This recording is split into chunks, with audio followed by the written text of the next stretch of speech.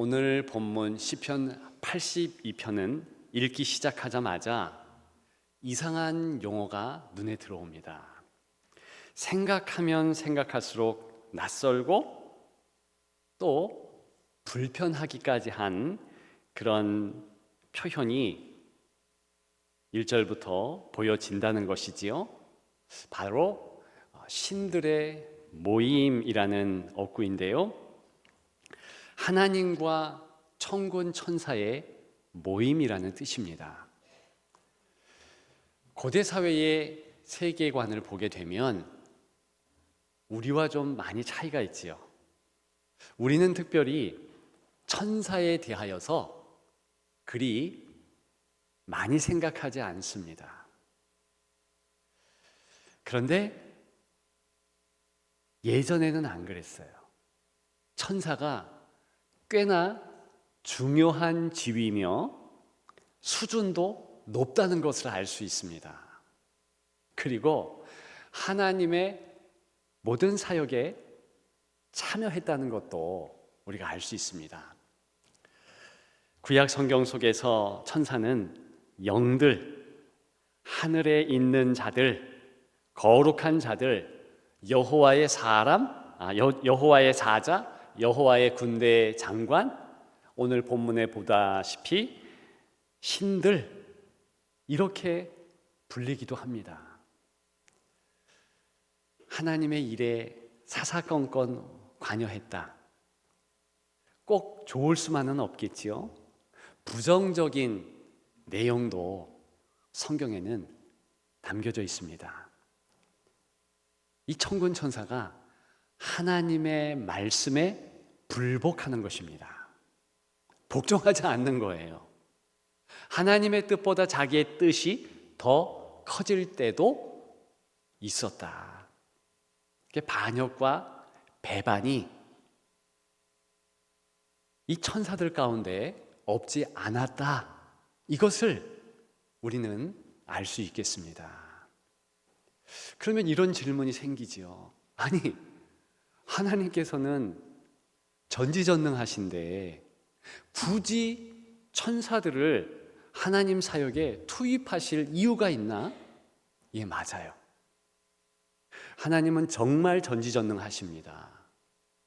천사라는 영적 존재도 전혀 필요 없습니다. 말씀 한마디에 창조하시는 그 능력으로 이 땅을 섭리하기에 너무나 충분합니다. 그런데 그런 하나님께서 그저 천사들을 내 사역에 투입하며 저들을 이용하겠다 마음을 가지셨어요. 계획하셨습니다. 이유는 그것뿐입니다. 그런데 그것이 가장 큰 이유예요. 저와 여러분들이 이 시간에도 예배를 드립니다. 사실 하나님 관점에서 보면 예배는 전혀 필요 없습니다. 왜요? 하나님의 그 풍성한 영광, 꽉 찬 그분을 향한 찬송은 부족되지 않습니다. 우리의 예배가 있건 말건 아무 하나님의 온전한 영광에는 영향이 없다는 것입니다. 그럼에도 불구하고 우리는 왜 예배를 드립니까? 하나님이 원하시니까. 그렇다면 우리 존재 본질에 대한 질문도 연결됩니다. 우리가 하나님의 사역에 뭘 필요하겠습니까? 실제로 하나님은 사람을 의존하지 않습니다. 그 점에 있어서는 천사를 의존하지 않는 하나님의 모습과 같습니다. 전혀 필요 없어요. 그런데 우리 하나님께서 이 땅의 일들 가운데서 특별히 하나님께서 말씀하시고 하나님의 뜻을 이루는 데 있어서 부족한 인생의 손과 발을 사용하시겠다는 것이죠. 그 뜻이면 충분합니다. 그 이유 때문에 우리가 하나님의 거룩한 성업에 참여하는 것입니다. 이 신들로 불리운 천사들 얼마나 대단하겠습니까? 그럼에도 불구하고 오늘 본문에 보면 그거 대단한 존재가 아니다. 하나님의 뜻에 부합되지 못하며 하나님께 집중하지 못하는 천사의 귀결은, 이 결론은 7절에 보면 사람처럼 죽는다 그랬어요. 무슨 말입니까? 우리가 단순하게 천사는 영존하는 영의 존재다 이렇게 생각할 수 있지만 절대 그렇지 않다는 것입니다. 천사도 피조물이에요. 창조자인 하나님 외의 모든 피조물은 하나님의 공급되는 생명을 통해서 살아가는 것입니다. 인생이 그렇고요, 천사 또한 그렇습니다. 하나님의 뜻에 맞지 않는 영적 존재, 천사라 할지라도 그들의 큰 권능, 영적 힘 때문에 신들이라 불려진다 할지라도 그런 존재도 하나님의 손 안에 있는 것이지요. 그래서 하나님 뜻에 반하는 천사들은 멸망을 받게 되어 있습니다. 사단의 멸망은 당연한 귀결의 모습이지요. 그렇게 될 수밖에 없어요. 그런데 중요한 것은 이러한 천상의 활동, 하늘의 움직임, 신들의 모임이 왜 82편에 기록되었냐는 것이지요. 저와 여러분들에게 어떤 의미가 있냐는 것이지요. 네, 큰 의미가 있지요. 우리뿐만이 아니라 82편이 쓰여진 아삽의 시, 이 시가 선포될 때에도 무척 중요했습니다. 왜요? 똑같은 통치의 방법이 이 땅 가운데서도 하나님을 통하여 있기 때문입니다. 신들의 모임이 있었던 것과 같이, 지금도 있는 것과 같이 이 땅에도 하나님의 통치권, 하나님의 움직이시면서 관여하시는 모든 일 가운데 그런 중요한 사역의 모임이 있다는 것입니다. 무엇이겠습니까? 성도의 모임. 교회를 일컫는 거예요. 이 성도의 모임이 하나님 뜻이 이루어지는 일에 있어서 가장 크게 사용된다는 것입니다. 그것 때문에 기록되었고 그것 때문에 우리가 본문의 말씀을 마음에 새겨야 한다는 것입니다. 그렇다면 이 천상의 신들의 모임, 가장 중요한 것은 하나님께 집중하는 거예요. 하나님과 하나 되는 것입니다. 그 일이 있지 아니하면 천사라 할지라도 꼬꾸라져요. 멸망당합니다. 똑같은 모습으로 이 땅의 성도, 곧 나누겠지만 예수 그리스도를 통해서 하나님의 자녀된 저와 여러분들이 권세를 가지고 하나님의 통치하심에 참여하는데, 그때 하나님과 마음이 하나가 되지 못하며 집중하지 못하며 내 뜻, 자기의 생각대로 치닫으면 너무나 좋지 않은 결과는 자명합니다. 그런 부분을 이 시간에 좀 나누고자 합니다. 오늘 제목이 무엇이라고 말씀드렸습니까? 하나됨이 능력입니다. 하나됨을 생각할 때 몇 가지는 꼭 마음에 새겼으면 좋겠다. 그런 생각이 듭니다. 그 첫째는요, 하나됨은 죽음을 이긴다는 것입니다. 금방 말씀드렸듯이 천사들조차도 하나님 그 창조자가 아니면 영존할 수 없습니다. 당연히 저와 여러분들도 그래요. 사실 이 교회 성도들의 모임은 태생적으로 시작부터 하나됨이 없으면 무효이며 아무것도 아니라는 것, 그것을 알 수 있습니다. 우리 예수 그리스도께서 십자가에 달려 돌아가셨습니다. 물과 피를 다 쏟으셨죠. 저와 여러분들을 구원하기 위해서. 오늘 본문과 연결해서 다시 말씀드리면 예수 그리스도와 하나 되기 위해서, 생명 그 자체이신 예수님과 하나됨으로 우리는 그 생명이 우리에게 미치는 것이고 영존할 수 있는 것입니다. 따라서 기초부터 달라요. 교회는 그렇게 예수 그리스도를 구주로 영접한 이들의 모임이잖아요. 예수 그리스도와 하나가 되지 않으면 아무 소용이 없는 그런 모임이라는 것입니다. 지난 1월에 특별 새벽 기도를 통해서 성전의 두 기둥에 대하여 같이 나누었습니다. 생각나시나요? 두 기둥 이름이 뭐죠? 보아스와 야긴. 야긴이 무슨 뜻이라 했습니까? 하나님이 세우신다.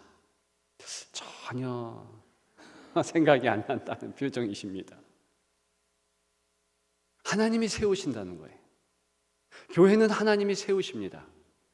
교회의 입지 조건이 있습니다. 목회자인 저 같은 사람은 교회를 딱 보면 입지 조건이 한눈에 들어옵니다. 교회의 입지 조건 첫 번째는요, 교통이 좋아야 돼요. 사통팔달. 어디든 접근성이 용이해야 됩니다. 그리고 또 다른 입지 조건 좋은 것은요, 아파트 단지 이게 좀 있어야 돼요. 제가 우리 교회에 오면서 야, 우리 교회는 입지 조건이 좋구나, 그런 생각을 했겠습니까? 안 했겠습니까? 했어요. 되게 입지 조건이 좋다. 그런데 엄밀히 말하면 틀린 말이에요. 하나님의 교회의 입지 조건 단 한 가지뿐입니다. 그것은 하나님이 세우시냐, 하나님이 임재하시느냐, 여기에 있는 거예요. 인간 눈으로 정말 여기는 교회가 안 돼라는 곳에 교회가 시작되었습니다. 그것이 어디 있는가? 광야 한복판에서. 광야는요, 사람이 살 수가 없습니다. 거기는요, 음식 자체가 없습니다. 그런데 하나님께서 그곳에 임재하셨어요. 먼저는 시내산에 임재하셨죠. 그래서 그곳을 시내산 교회라고 하는 것입니다. 그리고 이스라엘 백성들의 진영의 중심에 임재하셨습니다. 그곳에 하나님 교회 성막이 탄생되었지요. 즉 하나님께서 임재하신다, 하나님께서 세우시면 교회는 되는 것입니다. 다른 것이 아무리 좋아도 거기에 하나님의 임재가 없다, 꽝이에요. 그렇기 때문에 천상, 신들의 모임이라 일컬어지는 그것조차도 하나님께 집중하지 아니하고 딴 생각, 딴 마음, 자기 생각, 자기 목소리로 나아간 천사들은 당연히 험한 꼴을 당하는 것입니다. 교회의 원리도 그래요. 교회에 하나님의 운행하심이 집중되고 그래서 기도가 뜨거워지고 감사가 풍성하며 말씀, 예배 거기에 다 성도들이 집중하면 너무 좋아요. 그 반대는 너무 힘듭니다. 민수기 14장에 보게 되면 그 힘든 교회에 너무나 확연한 샘플이 나오잖아요. 이스라엘 백성들이 그렇게 하나님의 임재가 있는 광야의 교회에 출석하게 됩니다. 자기들이 하나님의 자녀로서 교회의 중심 인원들이 됩니다. 그런데 어느 날은 통곡하고 또 통곡하며 밤을 새는 날이 있었어요. 하나님 앞에서 기도하며 찬양하며 어찌할꼬 하나님 회개합니다 혹은 영광 받으소서 목소리를 높이며 찬양하며 울음을 지으면 좋으련만 그게 아니에요. 저 동떨어진 곳에서 하나님이 우리를 망하게 했다. 무덤이 없어서 이 광야 가운데서 죽게 했느냐. 밤새도록 그랬다는 것입니다. 여러분 이해가 되세요? 이해가 안 되겠죠. 저는 이해가 돼요. 왜냐하면 그들은 그들 마음이 무너질 만한 소식을 들었기 때문이에요. 문화적으로 여러분들은 그 소식이 얼마나 힘든 소식인지 잘 모르죠. 성경을 연구한 저는 조금 더 잘 알잖아요. 그들이 들은 소식은 그겁니다.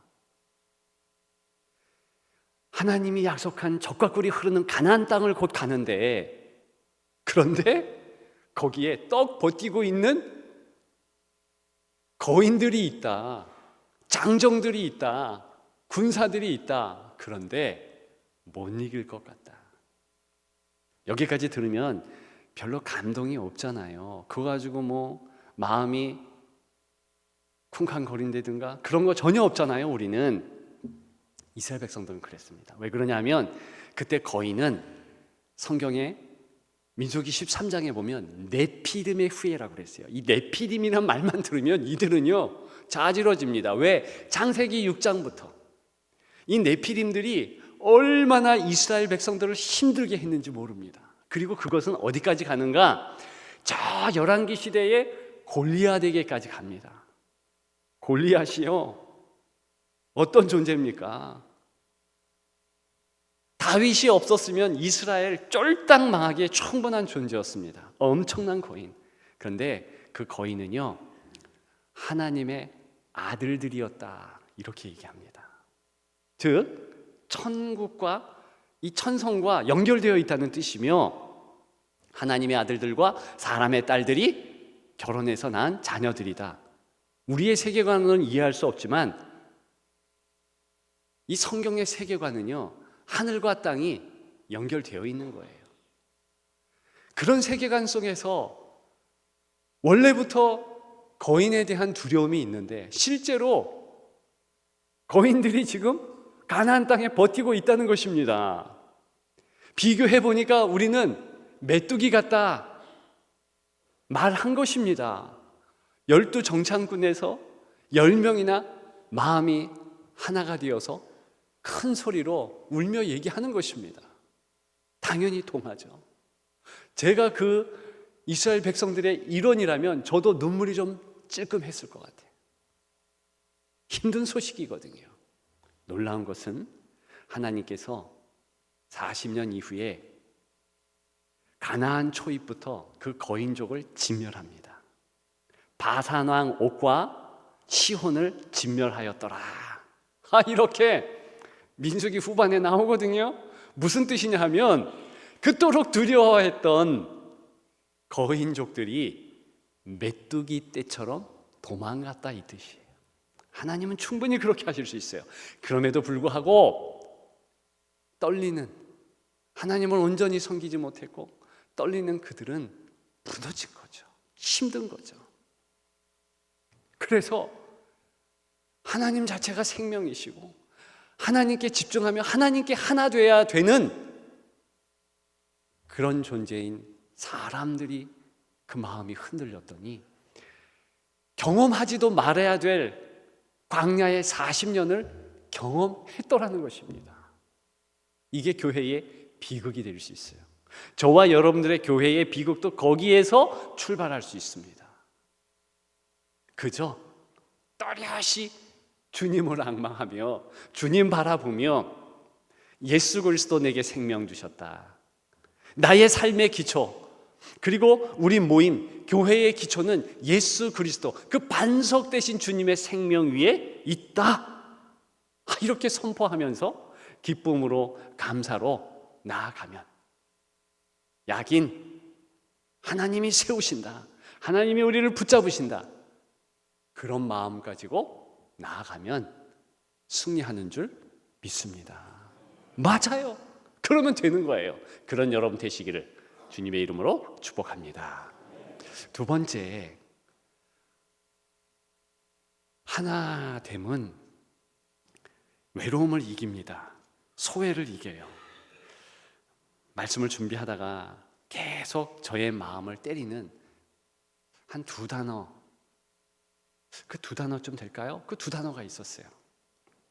그게 뭐냐면 반려동물, 혼밥, 이런 단어들입니다. 몇 번 얘기한 적도 있는데 2016년부터 반려동물이라는 이 용어가요 각광을 받기 시작했어요. 사람들이 많이 검색을 하고요 그랬습니다.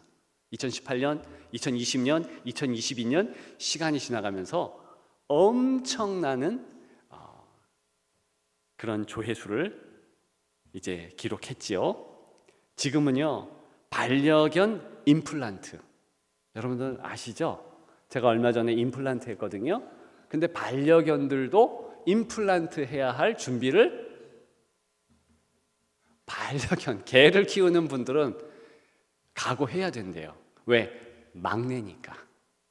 우리 집의 막내니까. 그리고 노령견의 백내장 수술. 백내장 수술이요, 이제 반려견들 10살쯤 되면 우리 사람의 연령으로는 한 70 훌쩍 넘는 거래요. 그래서 이제 10마리 중 5, 6마리가 백내장을 받아야 된대요. 그 퍼센트는 점점 늘어간대요. 각오하시라. 여러분, 불과 10년 전에는 반려동물이라는 말 자체가 없었습니다. 반려인 혹은 반려자, 남편과 아내를 일컬었어요. 그런데 사람들이 외로워지기 시작하고 소외당하기 시작하니까 이제 그런 마음, 외로움을 달래려는 마음이 동물들에게 투영된 것입니다. 급속하게 그렇게 되어버렸지요. 2013년 혼밥이라는 용어가 유행했습니다. 2018년 그 혼자로 시작되는 용어들이요 39개로 늘었어요. 여러분들 아실 거예요. 혼공, 혼자 공연 보러 가는 거, 혼관, 혼자 관람 보는 거, 영화 관람 같은 거, 혼까, 혼자 카페 가는 거, 혼술은 뭐 다 아시잖아요. 이런 용어들이 39개. 근데 2020년에는 65개로 늘었습니다. 지금은요, 아까 부부 학교 우리가 영상을 보았지만 부부와 되는 것보다 혼자 살아가는 퍼센트가 훨씬 높아요. 싱글로 살아가기 때문에 싱글 학교가 필요한 시대예요. 교회도 그것을 생각해야 될 시대가 되었습니다. 우리 사회는요 싱글이 60%예요. 그거 아시나요? 그러니까 혼자 산다, 이런저런 이유로 혼기가 늦어지지만 또 혼자 살기를 작정한 이들이 엄청 많아진다는 거예요. 그게 도드라진 지금의 사회 현상입니다. 그러다 보니까 교회 안에도 외로운 거예요. 힘든 거예요. 어려운 거예요. 그런 이들이 많아요. 어제 새가족 애찬식을 저희 집에서 했습니다. 우리 교회 전통이잖아요. 많은 새가족들이 오셨어요. 한 분 한 분 이야기를 하는데 어떤 분이 그러셔요. 찬양을 드리는데 너무 눈물이 많이 나왔대. 근데 그것이 한 번이 아니라 계속 그러신대요. 제 속으로 그랬습니다. 당연합니다. 사람이 사람의 마음을 알고 하나님이 그 사람의 마음을 알아줄 때 사람은 액체가 나온다. 눈물이 나온다. 그래서 은혜의 자리로 가면 눈물이 흐르지 않을 수가 없다. 여러분 그렇지 않습니까? 이 시대가 눈물이 메말랐다네요. 울 데가 없대요. 그래서 혼자 독방 가서 그냥 연속극 보면서 남이 볼세라 운대요. 사람은 같이 모일 때 눈물이 납니다. 물론 웃음도 가득하지만 정말 교제권이 이루어지면 남이 눈물을 흐르건 내가 눈물을 흐르건 전혀 신경을 안 쓰게 되어 있어요. 가족이 그럴 거 아니에요. 가족이 운다고 뭐라 그럽니까? 아니죠. 같이 울죠. 그래서 예배에 은혜가 있다는 것은 그냥 저절로 남들도 나도 누구라 할지라도 우는 거예요. 저는 천국에 없어지지 않는 것 하나는 눈물이라고 확신합니다. 물론 슬픔의 눈물이 아니죠. 감격의 눈물이죠. 기쁨의 눈물이죠. 은혜의 눈물이죠. 교회는 회복의 장소입니다. 울면서 회복하고 웃으면서 회복하고 하나님의 말씀으로 회복되고 그러면서 외로움이 없어지는 거예요. 그런 우리가 되기를 주님의 이름으로 축복합니다. 마지막 세 번째로 하나됨은 성숙을 이룹니다. 제가 농담으로 그랬어요. 사람 이름 중에 제일 좋은 이름은 차성수, 박성수, 김성수. 우리 교회는 성숙이 왜 이렇게 많아요?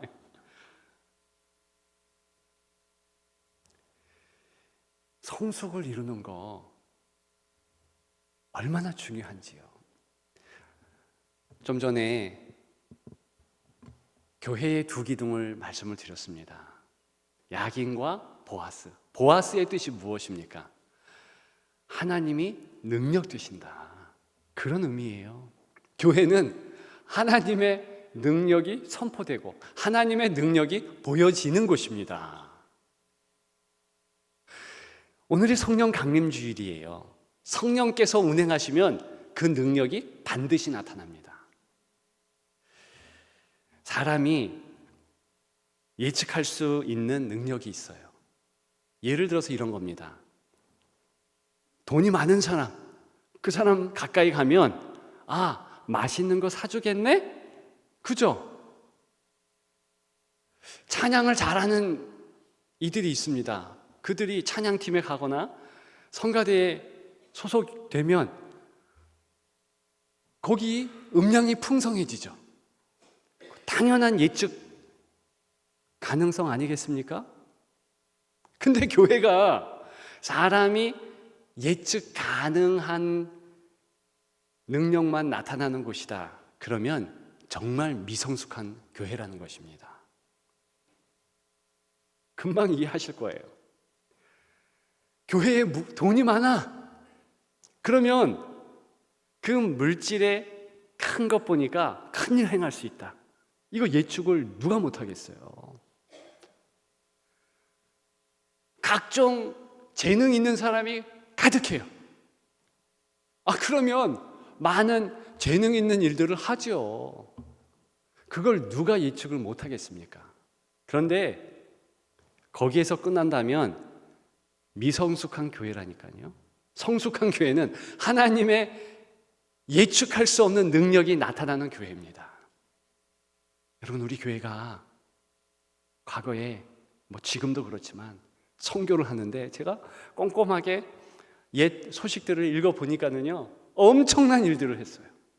그게 뭐냐면 도저히 성도들이 예측 불가능해요. 선교사 파송, 그리고 민종족들 입양하는 거, 가서 선교 현장 가가지고 선교하는 거, 정말 은혜가 있으리라, 이 일이 이루어지리라 생각을 못해요. 그런데 이루어지는 거예요. 여러분, 앞으로도 우리 교회가 더 성숙하기 위해서는 이런 하나님의 예측 불가능한 능력이 나타나면 됩니다. 이런 거예요. 도저히 사랑할 수 없는 성도를 사랑해내는 거예요. 야, 저 성도는 진짜 100이면 100 다 지쳐. 너무 순을 어렵게 해. 그런데 어떤 성도는 그 사람을 계속 품는 거예요. 기도해 주는 거예요. 변화시키는 거예요. 역사가 일어나는 교회입니다. 하나님의 능력이 있는 교회입니다. 야, 이 가정은 깨질 수밖에 없어. 그런 가정이 있어요. 일부 때는 저희 가정의 간증을 잠깐 했는데, 사실 저희 가정도 그래요. 도저히 깨질 수밖에 없는 가정이. 그런데 하나님께서 강권적으로 역사하니까 집 나갔던 아들들이 돌아오고, 그 가운데 하나가 저예요. 도저히 어떻게 할 수 없는 상황들이 다 정리가 되고, 여러분, 그것을 목도한 저 같은 사람은 놀라지 않을 수 없는 거예요. 하나님이 하시네? 하나님이 하셨습니다. 할렐루야, 간증하지 않을 수 없는 것입니다. 그런 교회가 성숙한 교회요. 그것을 소망하면서 힘들고 어렵지만 나아가는 교회가 성숙한 교회입니다. 여러분, 어렵지요. 교회를 이룬다는 것은 힘든 거예요. 성가대만 한번 보십시오. 이제는 성가대가 막 앞으로 나오기까지 하네.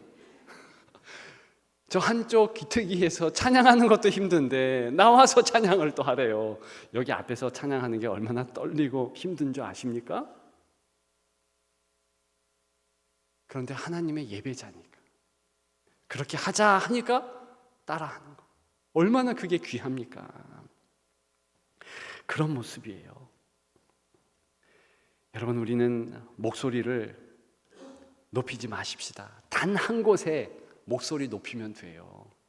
바로 예배드리며 찬양할 때 목소리 높이는 거예요. 다른 것, 무슨 모임, 어떤 모임이 되었든 괜히 형제 자매들끼리 목소리 높일 이유가 없어요. 여러분, 한번 생각해 보십시오. 내가 당신을 사랑해. 그런데 목소리가 높여지나요? 아니잖아요. 막 화를 내고 질책하고 면박 주고, 우리 자녀들에게, 우리 성도들에게 그럴 이유가 없어요. 하나님께서 움직이시면 다 고쳐집니다. 비난하고 질책하고 반목하면서 고쳐지고 아름다워지는 교회는 지금까지 한 번도 본 적이 없어요. 교회는 그런 것이 아니에요. 내가 품을 수 없지만, 내가 정말 사랑할 수 없지만, 내가 정말 이것은 아니야 그렇게 생각하지만 나아가는 것이지요.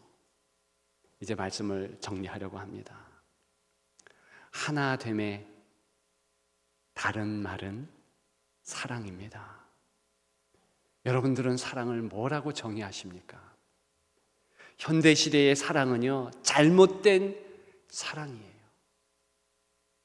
감정이 발동되는 사랑을 성경은 주장한 적이 없습니다. 근데 우리는 섹스피어의 영향 때문일까요? 로미오와 줄리엣식의 사랑을 가장 아름다운 사랑으로 봐요. 15살, 16살짜리가 꽂힌 거예요. 딱 보니 반했어요. 그래서 목숨까지도 바쳐요. 그걸 아름다운 사랑이라 그렇게 말하고 있습니다. 그건 오염된 사랑이에요. 왜냐?